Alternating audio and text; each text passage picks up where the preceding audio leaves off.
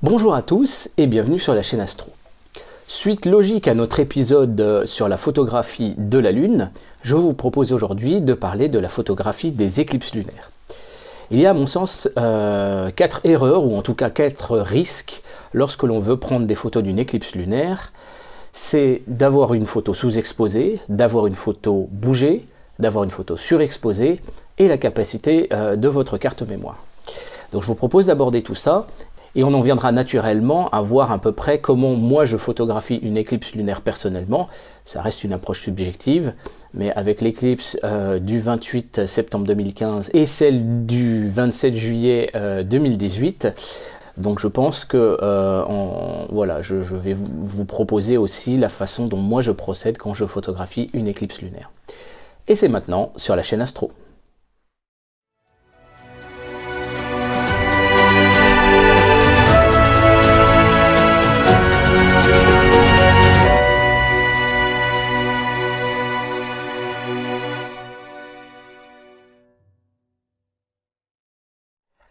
Alors la première chose à comprendre quand on photographie une éclipse lunaire, c'est que bien évidemment, la luminosité de la Lune va considérablement varier au fur et à mesure du phénomène.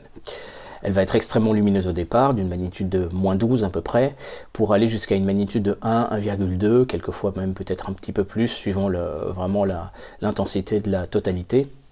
Et donc bien évidemment, il va falloir surfer sur les réglages de l'appareil photo au fur et à mesure. Mais la première question à se poser, bien évidemment, et le premier risque, c'est d'avoir une photo qui soit totalement sous-exposée. Alors je vous propose pour cette étude de partir d'une référence, à savoir une photo que vous voyez à l'écran, donc qui correspond au maximum de la totalité de l'éclipse du 28 septembre 2015. Donc je l'ai prise à l'époque avec le Canon EOS 450D sur un télescope à focale sur diamètre 5, un 200-1000, donc sur table équatoriale. Et donc la photo avait un temps d'exposition de 0,6 secondes et de 1600 ISO d'exposition. Donc elle est un petit peu bruitée, c'est assez normal quand on parle d'une photo de la totalité. On peut bien évidemment augmenter le temps de pose ou on peut faire du stacking. Et quand on fait du stacking, ça donne cette autre photo que vous voyez à l'écran. Vous pouvez voir en comparaison qu'elle est nettement moins bruitée. Donc c'est une approche qui est tout à fait raisonnable. Si effectivement vous pouvez faire un temps de pose un peu plus long, voilà, on va le voir après, mais ceci dit, je vous propose de partir de cette référence. Alors on peut appliquer à partir de ce moment-là, parce que c'est vrai que quand vous regardez les sites sur internet, ils vous parlent de temps de pause de 1 seconde à 10 secondes de pause au moment de la totalité, etc. Donc c'est des chiffres qui sont quand même un petit peu démentiels. Là on ne peut pas se permettre le moindre bouger, on n'est pas comme en ciel profond où on peut avoir un tout petit peu d'imprécision, hein, c'est toujours l'erreur périodique d'une monture. Mais donc là, en l'occurrence, voilà, c'est des temps qui sont un petit peu démentiels et j'aimerais essayer de démêler un petit peu la réalité de cette question de ces temps de pause. Donc, si on repart de notre photo de référence et que donc on applique les règles des photographes, c'est-à-dire que vous pouvez avoir un temps de pause, par exemple 2 fois plus long, mais des ISO qui sont 2 fois moindres, et inversement, un temps de pause 2 fois plus court, mais des ISO doubles. Donc par exemple, sur ce tableau que vous pouvez voir à l'écran, c'est le calcul que j'ai pu faire. Bien évidemment, dans le sens inverse, on va travailler aussi par rapport au diaphragme, et là on travaille au carré de la différence des diaphragmes. C'est les règles des photographes, puisqu'il s'agit de la surface, bien évidemment, du diaphragme. Donc à FD5 et à 0,6 secondes de pause, on est à 1600 ISO, c'est à peu près au milieu du tableau, ce que vous pouvez voir. Et là-dessus, bien évidemment, si je passe à 0,3 secondes, il me faudra 3200 ISO, et inversement, je peux être à 800 ISO si je suis à 1,2 secondes. Ça, c'est tout à fait logique. À mesure aussi que mon objectif va être, ou mon télescope sera plus ouvert, plus rapide, je peux diminuer les ISO, et par exemple, si par exemple je prends à F4, je suis à 1024 ISO et non plus à 1600.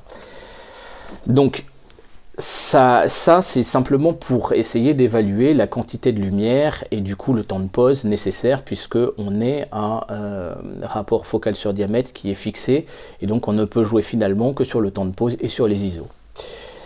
Alors maintenant on peut inverser cette formule. Donc l'idée c'est de partir de la limite donc réelle du capteur du boîtier qui est déterminé par son rapport signal sur bruit, son bruit de lecture, etc. On ne va pas rentrer dans les détails.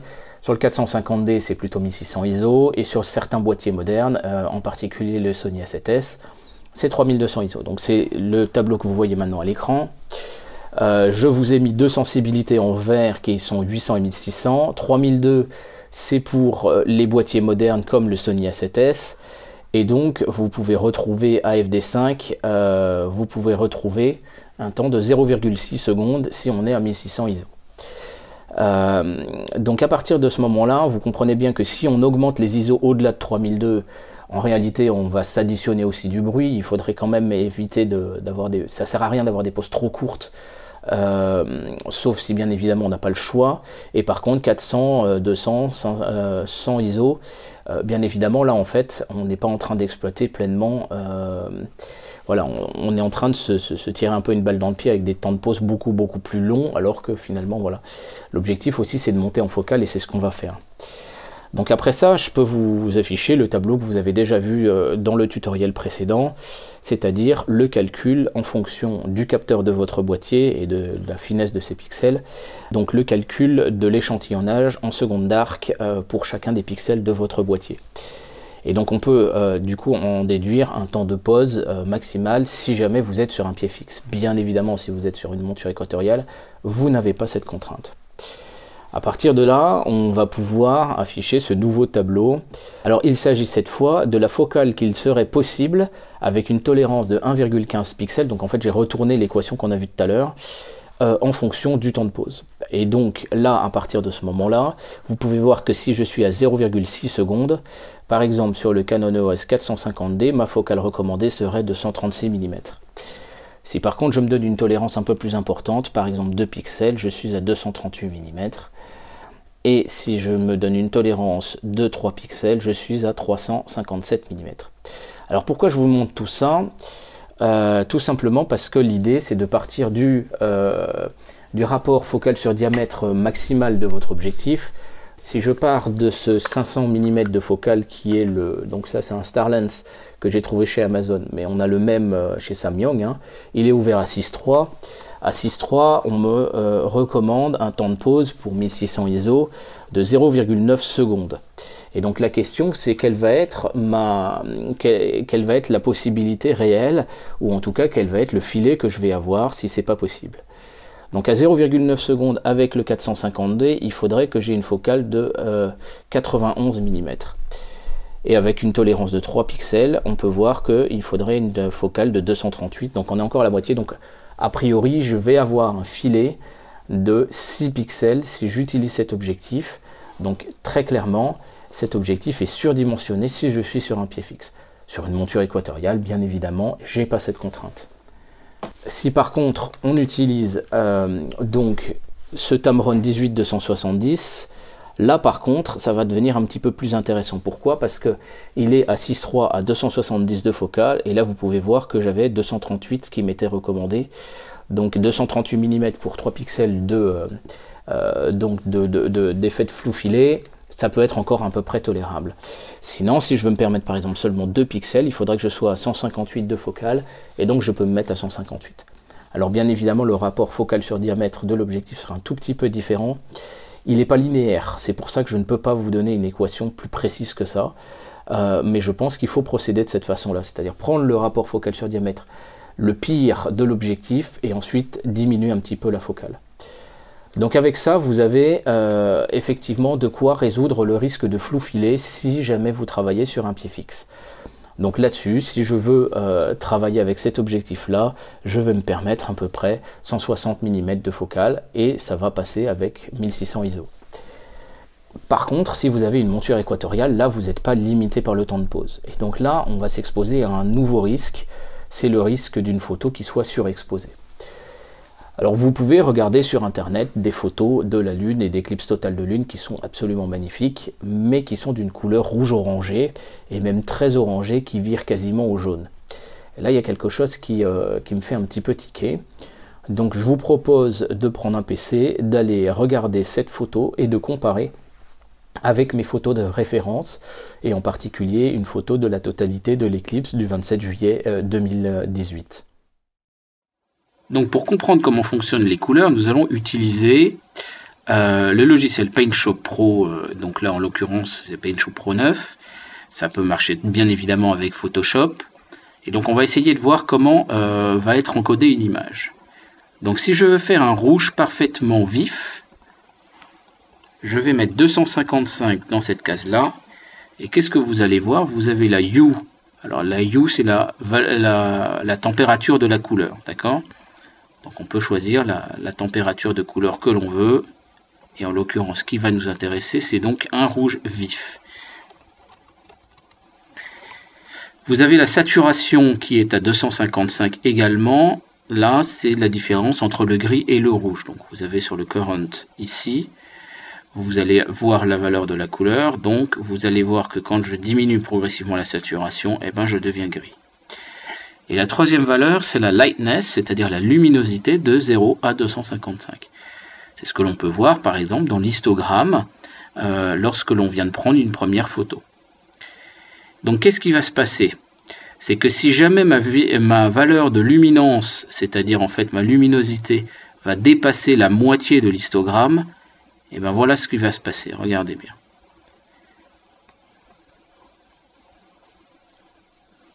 Vous pouvez voir que sur la gauche, la valeur green et la valeur blue vont augmenter.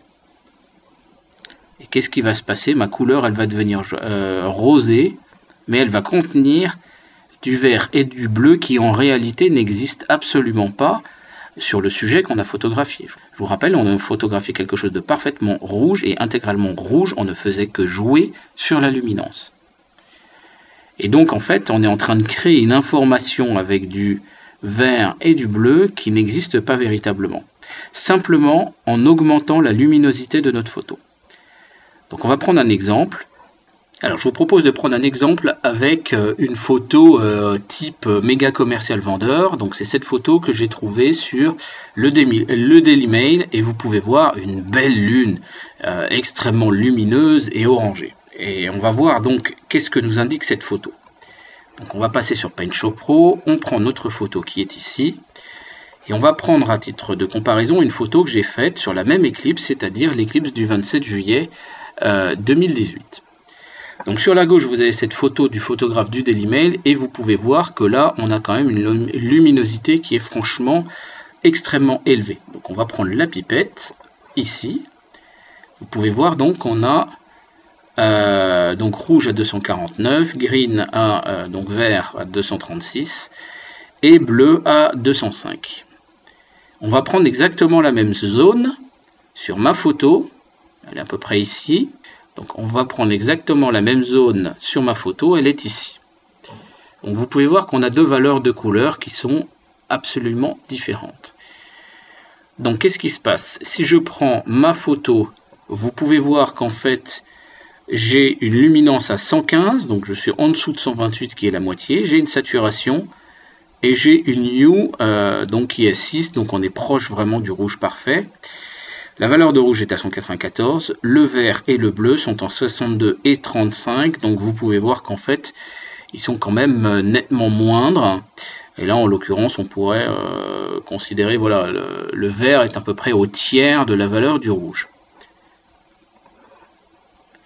Maintenant, si on analyse la couleur qu'on a récupérée sur la photo du Daily Mail, vous pouvez voir que la hue est à 30. Et oui, elle n'est pas à 6, donc vous pouvez voir qu'on est sur une couleur orangée. La saturation est à 200, bon ça ne me choque pas forcément. La luminance par contre est à 227, c'est-à-dire extrêmement élevé. Et ce que vous pouvez voir, c'est que le rouge est à 249, mais le vert est quasiment au même niveau de luminosité, c'est juste voilà 13 de moins, et le bleu est à 205, donc le bleu est au 4/5e, un truc comme ça, du rouge. Donc on a quand même un vert et un bleu qui ont énormément augmenté. Et alors voilà, c'est ça qu'il faut comprendre, c'est que bien sûr, il y a un peu de vert et un peu de bleu dans la couleur rouge brique de la Lune. Je ne le conteste pas, mais si on augmente trop la luminosité, on va rajouter une couleur qui en réalité n'est pas vraie. Donc qu'est-ce qu'on va faire? On va maintenant aller prendre dans la mer, je crois que c'est la mer des Tranquillités, les couleurs respectives que l'on a eues, lui et moi. Donc, si je prends sa photo, vous pouvez voir qu'il y a 202 108, donc on est à la moitié en fait du vert par rapport au rouge, et 44, donc on est à peu près au quart du bleu par rapport au rouge. Donc on a une couleur effectivement qui est orangée et la hue est à 17. Si on prend maintenant la couleur qu'on a prise chez moi, vous pouvez voir que la luminosité est à 41, c'est très sombre, mais on est sur une mer, hein, en même temps, on n'est pas non plus sur un truc en plein soleil. La hue est restée à 3, vous pouvez voir que je suis constant au niveau de la hue, elle n'a pas varié. Par contre, le rouge est à 65 et le vert est à un tiers à peu près, 21, c'est-à-dire ce que j'avais tout à l'heure sur la zone la plus lumineuse. Donc vous pouvez voir qu'en réalité, ma tenue en couleur, en calorimétrie, est relativement constante sur l'ensemble de ma photo, ce qui n'est pas du tout le cas de la photo qu'on a trouvée sur le site du Daily Mail. Elle est totalement cramée. Alors c'est très joli, c'est très spectaculaire, mais en réalité, elle est complètement cramée parce qu'on a été créer une information, donc en particulier dans le vert, ce qui nous fait cette couleur orangée, qui n'est pas la réalité de la photo. Voilà, donc c'est bien évidemment quelque chose de très très subjectif. Je n'ai rien contre les photographes qui font ces photos finalement très lumineuses de la totalité. Personnellement, ce n'est pas ce que je vois quand je regarde dans un télescope de 300 mm de diamètre au moment de la totalité d'une éclipse. Et moi, je préfère personnellement faire quelque chose qui rende compte un minimum de la réalité. Donc c'est pour ça que je fais attention personnellement à ne pas trop surexposer mes photos pendant la phase de totalité. Et donc pour ça, vous l'avez compris, il suffit de surveiller l'histogramme de votre photo sur votre boîtier. Tous les boîtiers proposent cela. Et donc de s'assurer que la luminance ne dépasse jamais la moitié finalement de votre histogramme. Et là, vous êtes certain de bien respecter la nature de votre objet et la calorimétrie donc de votre lune en éclipse totale. Donc voilà, là vous avez maintenant de quoi savoir à peu près comment régler votre sensibilité, votre temps de pause, etc. Je pense qu'avec ces tableaux-là, je vous mets dans la description des liens, je vais les héberger sur le serveur de WebAstro, et donc je vous mets des liens qui vous permettra de les télécharger. Bien évidemment, vous êtes tout à fait autorisé à les utiliser. Si jamais vous veniez à les utiliser dans une publication, je vous demanderai, si vous le voulez bien, de mentionner donc mon nom et ma chaîne YouTube. Les règles de YouTube sont simples. Si tu aimes mes vidéos et pour me dire merci, clique sur le pouce bleu ou laisse un commentaire. Et si tu en veux d'autres, abonne-toi et clique sur la cloche. Merci. On en vient maintenant à la dernière question légitime qui est celle de faire un time-lapse d'une éclipse totale de lune. En effet, c'est un phénomène donc qui évolue à travers le temps et qui donne donc quelque chose de vraiment très très sympathique. Et à la fois cette évolution est très lente, très subtile et en même temps extrêmement spectaculaire. Là-dessus se pose la question bien évidemment de la capacité de la carte mémoire de votre appareil et donc de savoir si vous pouvez loger, enfin je veux dire à quelle fréquence bien évidemment faire vos photos. Et on est comme en ciel profond, finalement on est un peu à cheval entre la photo planétaire et la photo du ciel profond quand on fait une éclipse totale de lune. Toute la logique consiste à vouloir faire du stacking et on en viendra dans le tutoriel suivant qui est de savoir comment aligner et empiler les photos de la lune. La logique, c'est pas de faire simplement une seule photo à chaque fois, mais d'en faire bien évidemment un peu plus, de façon à les empiler et diminuer le bruit et d'avoir une photo qui soit beaucoup plus belle. Avec ça, on pourra en même temps tirer sur la netteté avec un traitement par onglette. Donc ce que je vous propose, c'est comment je vais calculer. Là, je vais prendre sur le Sony A7S, je vais prendre une carte mémoire de 64 Go et donc on va voir comment je calcule le nombre de photos qui me sont autorisées chaque seconde, chaque minute. Donc le début de la totalité pour l'éclipse qui nous intéresse, hein, je parle bien évidemment de celle de la nuit du 20 au 21 janvier 2018, de 3h36 à 8h48, donc ça nous fait 312 minutes pour l'éclipse. On rajoutera 2 minutes pour une photo de référence avant et une photo de référence après.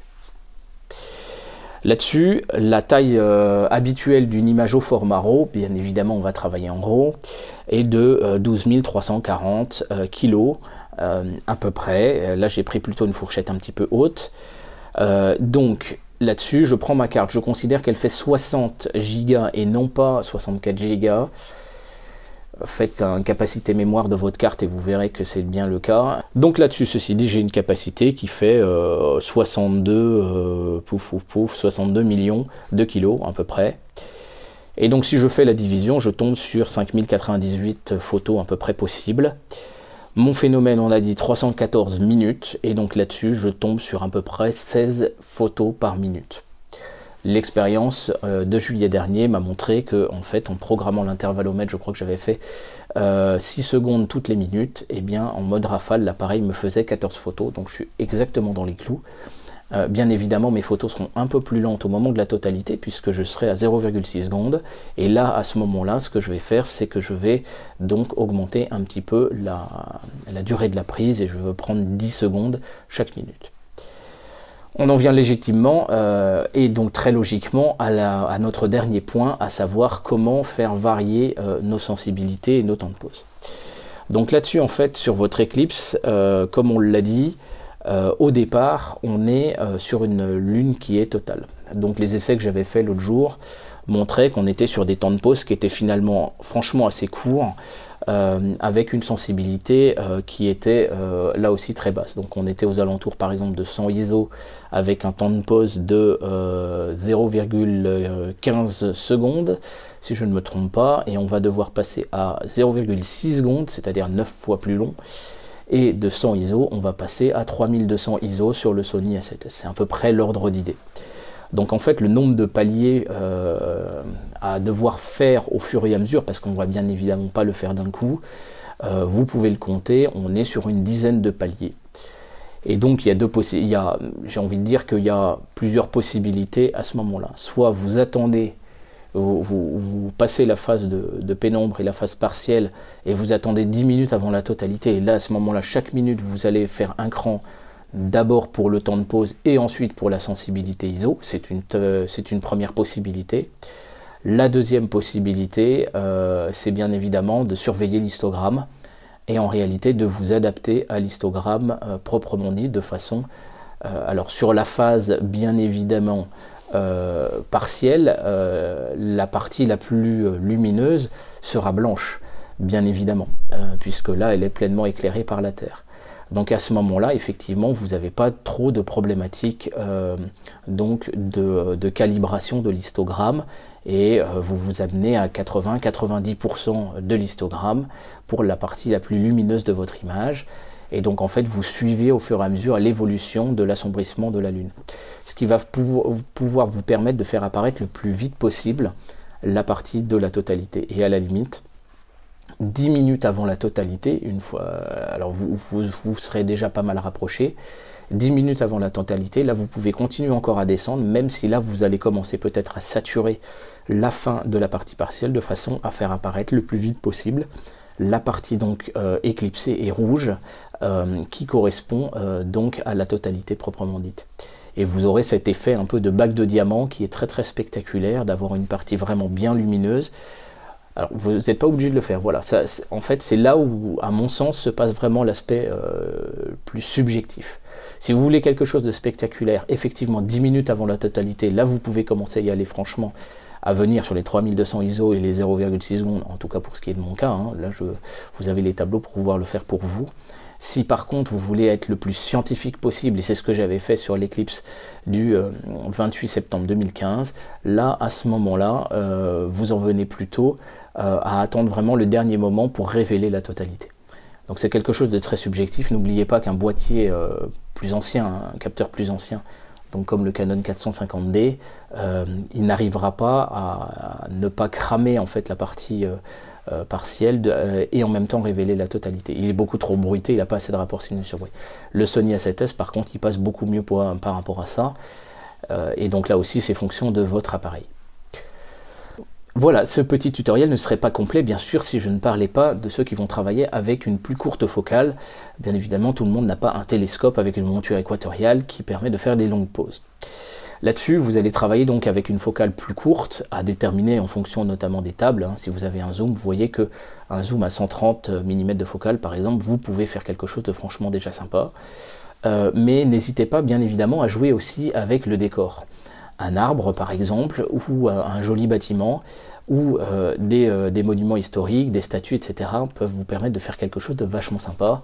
Et effectivement, il y a aussi le regard donc du photographe qui bien évidemment rentre en ligne de compte quand il s'agit de faire une photo comme ça d'une éclipse. Je prendrai à titre d'exemple, pour moi, une des plus belles photos d'éclipse que j'ai jamais vues, elle est celle de Ragada Tsoin sur Facebook, il l'a publiée, correspondant à l'éclipse du 27 juillet 2018. Il a été contraint, comme la majorité finalement d'entre nous, à devoir surfer avec les nuages, et lui il n'a pas eu de chance, c'était carrément au moment de la totalité qu'il avait déjà les nuages. Moi personnellement, j'ai pas eu ce problème-là, puisque j'étais donc en Lorraine. Et en l'occurrence, il a réussi à faire cette photo absolument somptueuse, donc où la lune surfe avec les nuages, et on a presque l'impression que la lune s'est décrochée du fond de ciel pour pouvoir se retrouver entre les nuages, avec cette impression d'un nuage qui est juste devant, mais aussi d'un nuage qui semble passer derrière. Donc je lui adresse encore une fois mes plus grandes félicitations, parce que pour moi c'est une des plus belles photos que j'ai jamais vues d'une éclipse totale de lune. Et donc n'hésitez pas à essayer de travailler aussi de cette façon-là. Utilisez votre imagination. Et voilà, je pense qu'avec ce tutoriel maintenant, vous avez tous les éléments pour photographier votre éclipse. N'oubliez pas de bien dormir, de prendre un deuxième instrument pour pouvoir aussi l'observer, de façon à bien vous imprégner la rétine de la couleur réelle de votre éclipse. Je dis ça particulièrement pour les propriétaires d'appareils photo qui sont défiltrés, ce qui est le cas des miens. Puisque l'appareil est quand même un peu plus sensible dans le rouge que ne le sont les autres boîtiers habituellement. Et donc pour ça on fera une correction de balance des blancs, on le verra dans le tutoriel de traitement. Mais ceci dit, voilà, il est important de bien profiter du phénomène, donc de bien se reposer, de bien se couvrir aussi. Et faites attention à une chose, bien évidemment, les ponts thermiques, etc., la température peut risquer parfois de baisser franchement pendant une éclipse, et ce serait dommage d'avoir tout l'ensemble du télescope et de l'appareil photo qui soit recouvert de rosée, puis ensuite carrément de givre.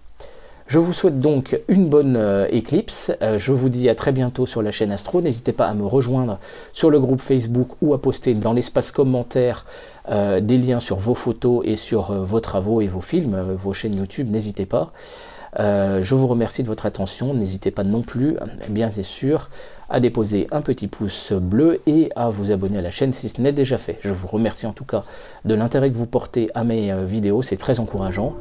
N'hésitez pas bien sûr à faire connaître cette vidéo autour de vous. Je vous dis à très bientôt, merci beaucoup, au revoir.